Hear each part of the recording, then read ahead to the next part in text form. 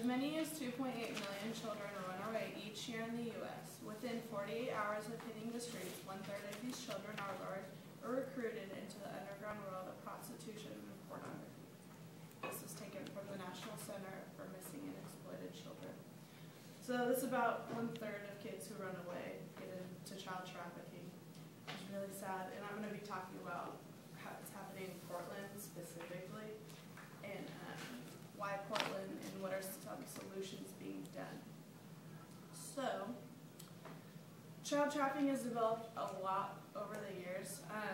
Reports of exploited children grow every year. In 2009, the National Center for Missing and Exploited Children received more than 120,000 reports on its cyber tip line. In 2010, the number grew to over 160,000, with the vast majority being from child pornography. So, it's 40,000 within just 1 year. So it's crazy. Child pornogaphy is one of the fastest growing crimes in the United States right now. Nationally, there's been over 25,000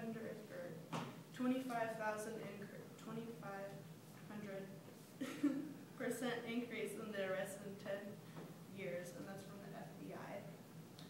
And then child and human trafficking is one of the fastest growing crimes in the world. As a whole, it's the second largest criminal enterprise after drugs, and that's from the U.S. State Department. So why Portland? Portland's proximity to I-5, I-45, the Willamette River, and the Columbia River. These are prime hotspots for transportation that are pretty under the, not for the pun, but under the bridge. The river. Okay. So, I drive on I-5 all the time. There's not that many cops. And I don't know about the river, but I'm sure there's not as much police detection there as well. Let's see. And Portland has pretty mild sex trafficking laws. Men who hire underage prostitutes in Oregon typically don't face major sanctions.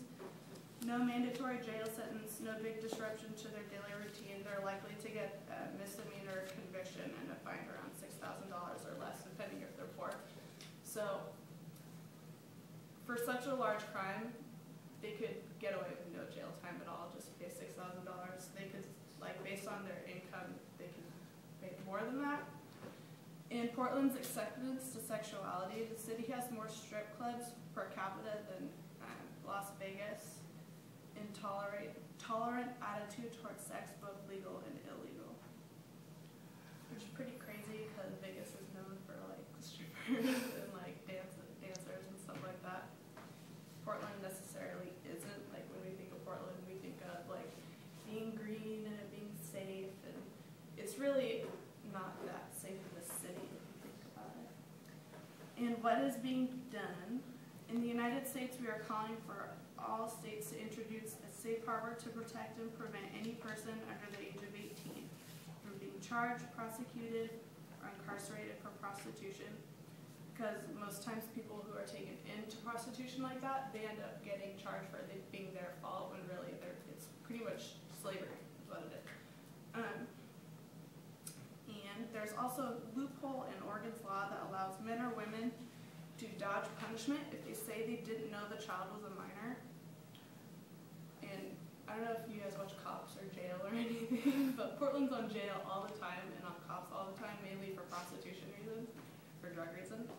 And a lot of people who get caught, they'll say, oh, I didn't know she was 18 or whatever. She said she was 18, and then they kind of just well, what do you do when you get to that point? So that's pretty much a well-known issue, and that needs to change, and that's in the process of being changed. And bills are constantly being looked at by the Senate. People can make bills, people write letters to the Senate, and pretty much knowledge raises awareness, and awareness raises importance to an issue because a lot of people don't know about it.